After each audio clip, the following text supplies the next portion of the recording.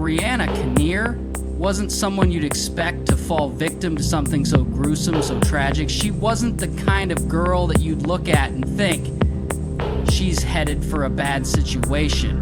In fact, the details surrounding her death, at least initially, seemed almost impossible.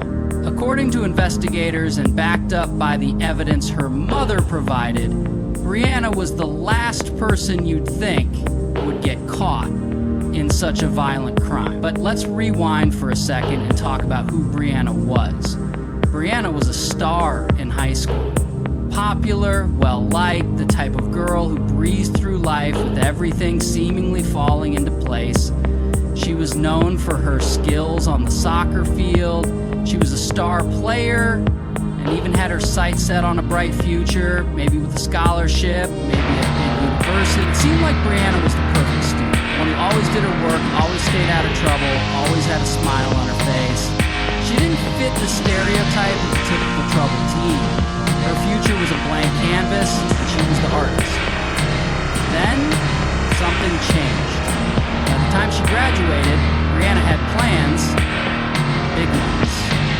She was interested in becoming an esthetician, or even a makeup artist, and these weren't just fleeting thoughts. She was genuinely excited about it, with the support of her mom, Carol, who remembered Brianna as warm-hearted and loved by pretty much everyone around her. Everything seemed so normal, so perfect. But there's a twist, isn't there? You see, it wasn't long after that Brianna's life took a major turn. Her time at Coquitlam's Terry Fox Secondary School in British Columbia is where things started getting messy. This is where she met Jesse Margison. And let's just say, Jesse wasn't exactly a model citizen, and his reputation, well, it wasn't exactly what you'd call stellar.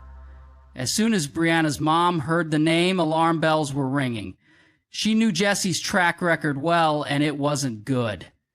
In fact, Carol, a mother just trying to protect her daughter, immediately warned Brianna to stay far away from him. But like a lot of teenagers, Brianna's curiosity got the better of her. She got caught up in Jesse's world, and not the kind of world that any mother would want for their child. Jesse was tangled up with a web of criminals, involved in shady activities that could make your skin crawl just hearing about it. At first, Jesse was hiding from the law. He was literally on the run, and Brianna, in her naivety, told him to turn himself in, to clear his name. But we all know how that goes, right? When you're neck deep in that kind of world, there's no turning back. Jesse wasn't about to give up his freedom, and Brianna, well, she found herself pulled deeper and deeper into a world she probably never imagined she'd be part of. What started as an innocent friendship quickly escalated, and before long, Brianna and Jesse were officially a couple. For Carol, this was like a punch to the gut. She saw it coming a mile away, but as any parent can tell you, sometimes you can't protect your kids from the mistakes they're determined to make. And in this case, Brianna's love for Jesse blinded her to the dangers all around her. As any teenager in love would do, she ignored her mother's warnings, dismissed her concerns, and followed her heart.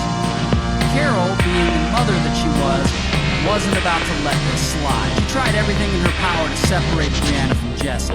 First, she went to the police to try and get a restraining order. But unfortunately for Carol, the law doesn't always play out the way we want it to. You can't just ask for a restraining order based on the fact that you don't like the guy your daughter's dating. No, Jesse hadn't committed any crimes specifically against Carol or Brianna at that point. And sadly, that meant there was no legal action they could take. But here's the kicker. This attempt to protect her daughter may have actually made things worse. And trying to keep Jesse away, she might have just pushed Brianna closer to him. When you're dealing with someone like Jesse, the stakes aren't always what they seem, and once Brianna was in too deep, there was no easy way out. And what happened after that? Well, let's just say the tragic turn of events that would unfold left everyone stunned. But maybe, just maybe, the truth of this entire case might be more obvious than police are willing to admit. See, Brianna knew that her mother didn't like Jesse. She'd made this much as obvious as she possibly could, hoping her daughter would see the light and break up with him. But as you probably came to expect, her mother's efforts had the opposite effect. Her actions only drove Brianna closer to Jesse and would eventually lead to her moving out when she was just 19 years old, with the sole purpose of continuing her relationship far away from her mother's eyes. It was right around 2005, Brianna was just 19 years old when she moved out of her mother's home, presumably moving in with her boyfriend Jesse, but this is just a guess, I haven't been able to confirm this. But as it would turn out, the media coverage of Brianna's case was shockingly minimal, but there's a reason for this that we'll get to in just a moment. But no sooner than Brianna moved out, her mother noticed that she started having larger amounts of money around. It started off with Brianna suddenly having money to eat out at restaurants. Prior to this, Brianna and her mother did well enough, but they certainly weren't eating out multiple times a week. Carol says that. It was at this point that she began to suspect that both Brianna and Brianna's best friend, Tiffany Bryan, had been convinced by Jesse and his crew to become a part of the illegal trafficking trade that was running rampant through the area around this time. Having grown up in Coquitlam, Brianna had been exposed to organized crime for most of her life. This isn't to say that either she or her family were involved in it, but rather it was an issue in the area that was only getting worse as time grew on. Coquitlam is only about a 35-minute ride from Vancouver. Now, I'm not going to pretend to know too much about the state of Vancouver around this time, but it's become common knowledge in more recent years that Vancouver, and really most of British Columbia, was in a pretty bad place in the mid to late 2000s. This is because organized crime was running rampant through the streets and people were losing their lives each and every day. That's because beginning around 2007, building up to 2009, Vancouver was caught in the middle of one of the most high-profile gang wars of modern times. Due to restrictions that had been put in place by the Mexican government around this time, illegal goods were becoming harder and harder to come by on the streets of Vancouver. Now, this was true pretty much everywhere across Canada and the United States, but it was particularly bad in Vancouver. This caused tensions to become incredibly high between the various gangs that had set up shop in the area. Between late 2007 and early 2009, dozens and dozens of gang members lost their lives due to increased tension and violence between these various groups. Unfortunately for Brianna Kinnear, her boyfriend Jesse was a member of one of these gangs. I mentioned a moment ago that Brianna's case didn't get much media attention, and the reason for that is because she was so closely related to all of this gang activity. In fact, when her case did make the news, most people just wrote her off as yet another junkie who had it coming, but this simply wasn't true. Though, this did mean that her media coverage was incredibly minimal, and most people forgot about her case as quickly as they had learned of it. The thing we don't know is whether or not Jesse had malicious intentions when he recruited both Brianna and her friend Tiffany into his dealings. I'd like to think he didn't. I'd like to think that he was simply a guy that got caught up with all the wrong people and didn't realize just how dangerous the situation really was. But I think we both know that this is just wishful thinking. Carol first noticed how bad things had gotten when Brianna suddenly had money coming from everywhere. In fact, she and her new group of friends even made a trip to Mexico during this time, even though they knew about the obvious dangers related to all of these gangs. They took a vacation straight into the eye of the storm. When Carol would ask Brianna where she was getting this money for all these trips and items, she would make up stories about low-paying jobs. But her mother would see through these lies each and every time, but there was virtually nothing she could do to keep her daughter safe. All she could do was hope for the best. Carol says that, despite all of this new money, Brianna continued to pursue her goal of becoming an esthetician or a makeup artist. She continued paying for classes and was even offered a position as an instructor, but as her gang relations started to grow, her ability to study for her classes began to dwindle, and she just couldn't keep up with it. She started missing classes, giving up on great opportunities, and instead continued to drive headfirst into the world of organized crime. And speaking about Jesse Margison, Carol says that she remembers Jesse as always being a bit of a loner. She remembers that he had a terrible upbringing, but didn't dive into anything specifically other than he was more or less abandoned by his parents and was forced to raise himself. She mentioned that Jesse was always getting into trouble and believes that Brianna was drawn to Jesse because she believed she could fix him or help him in some way. But she also admitted that it could have been the bad lifestyle that seemed appealing to Brianna after living as a good girl for such a long time. The truth is, we just don't know. Carol says that Brianna always kept her eyes open, looking for a way out. But the problem is that the lure of the money was just too much to turn away from. When she would speak with Brianna about getting out of the business, she says that Brianna would always have an excuse, such as, once I make X amount of money, then I'll get out. But this amount of money would always increase. It was simply never enough. Regardless of this, Brianna's mother continued to invite Jesse to family dinners and get-togethers. She didn't do this for Jesse's sake, but rather so that her daughter knew that she'd be there for her whenever things fell apart. And she knew that they eventually would. She just couldn't have ever anticipated how quickly things would go wrong. It started with Jesse being unfaithful to Brianna. Carol says that she knew that Jesse was sneaking around, but she also knew that this was simply part of the lifestyle. Jesse felt that he was above everything and everyone, including the law and his own girlfriend. Carol knew that Brianna was being mistreated, but Brianna simply wasn't willing to listen to reason, so what else could she do? But that's when things started getting far, far worse. Brianna's demeanor began to change. Brianna was always known for being a pretty happy and outgoing girl, but all of a sudden there was a shift. She used to be confident, unafraid, powerful, but now she seemed to jump at every shadow. She was always watching her back. Carol says that she really noticed how bad things had gotten when Brianna started keeping the curtains closed 24/7, even on a beautiful sunny day. Over on Be Brienne, when Carol questioned her daughter about why she was being so secretive and acting as if she was hiding away in her own home, Brianna revealed something terrifying. She said, "Mom, they can't know where we live." By 2007, Brianna Kinnear had reached an all-time low. There was a raid at her apartment, and she was arrested and charged with possession for the purpose of trafficking. Along with these charges against her, charges were also placed against Tiffany as well as Jesse. To say that Brianna was distraught about this would be a serious understatement.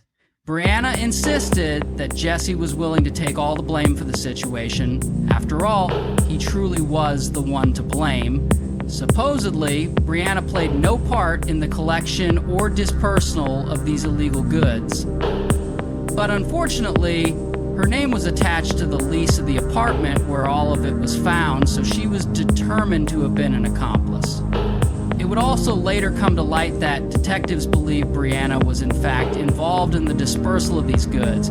She was just as guilty as Jesse in their eyes. Carol says that for Brianna, this was the beginning of the end. Her life as she knew it was over. She'd always had dreams of leaving the country and seeing the various sites in America and across the globe, but now she was a felon, so she couldn't even leave the country. It wasn't too long after this when Jesse became caught up in a string of violence and was hit by several rounds during an altercation, nearly losing his life.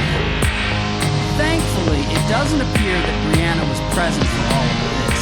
The doctors say that it was a miracle that Jesse even survived to make it to the hospital, and in the end, he would make a full recovery. For Brianna, this situation was a bit of a wake-up call. The only problem was, regardless of how woke Brianna got, there was no exit. There was no way out. By this point, she knew too much, and too many rivals knew who she was. There was no escape. Thankfully, around this same time, Brianna did eventually leave Jesse, but as is true with many people who are in abusive relationships, she went right back to him within a matter of weeks.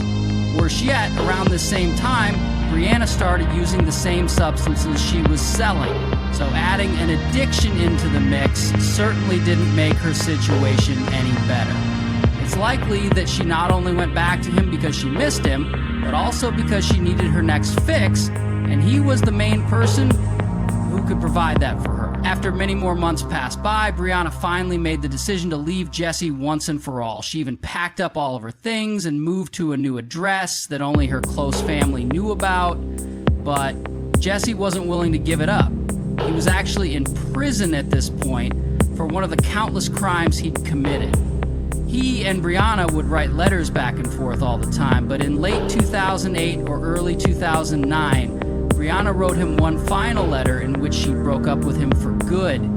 But from behind prison walls, Jesse had Brianna stalked by one of his gang members, and he found out about her new address almost immediately, bringing Brianna right back into the thick of it. This brings us to February of 2009. Brianna had been driving around the Coquitlam area in a residential neighborhood. She'd been driving a truck that she had borrowed from her friend Tiffany, who had also been deeply involved in the illegal trafficking trade. When everything went wrong, how exactly the situation played out has never been determined. Best I can tell, there were no witnesses, or at least none that were willing to come forward. I don't know. I'd love to think Brianna made a bunch of it up, but anytime we were face to face, she didn't say a word. Well, Brianna was found around 7 p.m. on February 5th, 2009, after she had pulled over and parked the truck on Oxford Street just south of Mason. When she was spotted by police who were conducting routine rounds, she was already slumped over in the driver's seat, and the window on that side of the truck had been shattered. She'd been struck by a single round and lost her life within moments, and no one had witnessed a thing. And they thought I tried to get away with the car on everything. Beyond gauging the people in their own way and less drunk and sober as the guys knew, Brianna had witnessed a thing. Just days prior to this, Brianna found out that she was expected to make a court appearance regarding her charges for trafficking illegal goods. But, as is true with so many people in situations like this, Brianna wouldn't live to see her court date. She lost her life, all alone, in a borrowed vehicle on the dark streets of Coquitlam. The worst part is, we don't even know if she was the intended victim. A suspect has never been named in this case, and considering it was gang-related, it's pretty much guaranteed that none ever will be named. In fact, it likely wasn't even just one person involved. It was likely a collective of people who needed to make sure that Brianna didn't reveal any secrets to the police when her court date rolled around. But the craziest thing about Brianna's case is that investigators believe it is entirely possible that Brianna lost her life due to a simple case of mistaken identity. Considering she was driving Tiffany's truck, many detectives believe that Tiffany may have actually been the target.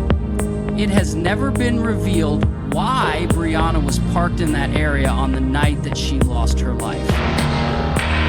However, it has been confirmed that in Jesse's absence, Brianna was still actively dealing, and safely assumed that Brianna Kinnear was there to carry out some kind of shady deal. No one's come out and confirmed it, but come on, the writing's on the wall, right? Brianna wasn't the only one who lost her life that fateful day. 3 people, all tied to local gangs, met their tragic end. But here's the kicker. This wasn't an isolated incident. In the first half of 2009, at least 41 people were killed, all directly connected to the type of criminal business Brianna had gotten herself involved in. That's a lot of lives lost over some seriously dangerous games. Now, I know what you're thinking. Was Brianna even supposed to be the one who paid the price that day? We don't have a solid answer. Maybe she was just in the wrong place at the wrong time. Maybe she wasn't even the target. The truth is, we'll probably never know for sure, and that's the real tragedy. Brianna, by all accounts, was a smart girl. She had potential, she was well-liked, did well in school, and stayed out of trouble. Yet, for reasons we'll never fully understand, she became swept up by a guy like Jesse Margison, who had this almost magnetic pull on her. And no matter how much warning her mom, Carol, gave her, Brianna followed Jesse into a world where there were no easy exits. There's a bit of a silver lining to all this chaos, though. Brianna's friend, Tiffany, managed to make it out alive after that day. And let me tell you, that was a wake-up call. After Brianna's death, Tiffany seemed to steer clear of the dangerous lifestyle and found herself a normal job. But after a few months, she basically disappears from the radar, and no one really knows what happened to her after that. As for Jesse, well, his story is wild. By 2012, Jesse was locked up, awaiting trial. But it wasn't long before he got himself into some serious trouble. He was brutally attacked by fellow inmates, likely from $3 million from the government of British Columbia. They messed him up pretty badly, but hey, Jesse walked away with the cash. But after that big payday, Jesse basically falls off the map. Is he still in prison? Out on the streets, living it up with his new fortune? No one knows. The trail goes cold after about 2016, and to be honest, at this point, Jesse's name just sort of disappears from the story. Now let's talk about the real victim here, Carol, Brianna's mother. While Brianna may be gone, and Jesse's off doing who knows what, Carol is the one left to pick up the pieces of this shattered life. And she's doing everything she can to make sure her daughter's memory doesn't fade. She's reaching out to other mothers who've been through similar tragedies, offering them support, a shoulder to cry on. Carol has become a beacon for those who feel like they're drowning in grief and loss. And even though it's painful, she's made it her mission to make sure Brianna's name is remembered. But let's not sugarcoat things. Carol's journey has been brutal. She doesn't have any regrets about the way she handled things, but that doesn't make it any easier.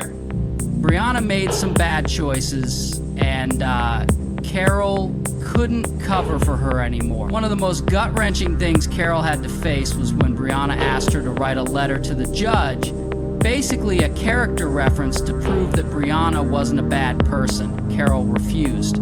She couldn't lie. She knew, deep down, that Brianna wasn't making the right decisions. She had opportunities to turn things around, and time again, she chose the wrong path. That's what Carol had to accept.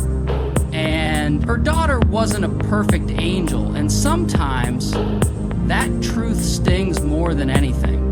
But in the end, Carol made peace with it. As much peace as you can make when your world's been turned upside down. She's taken solace in knowing that she did everything she could to protect Brianna. No regrets, no excuses. She can walk away knowing she did her best, even if Brianna didn't listen. And that, my friends, is where the story leaves us. It's a story of love, loss, and the consequences of choices that can't be undone. It's heartbreaking. It's also a reminder that life doesn't always play fair. Thank you for tuning in to another episode of True Crime Stories. If you found this case interesting, check out some of my other videos. And don't forget to hit that subscribe button. It's free, and it keeps you updated on all my latest content. You can also click the join button to support the channel and get early access to new videos. I'll catch you guys in the next one. Peace out.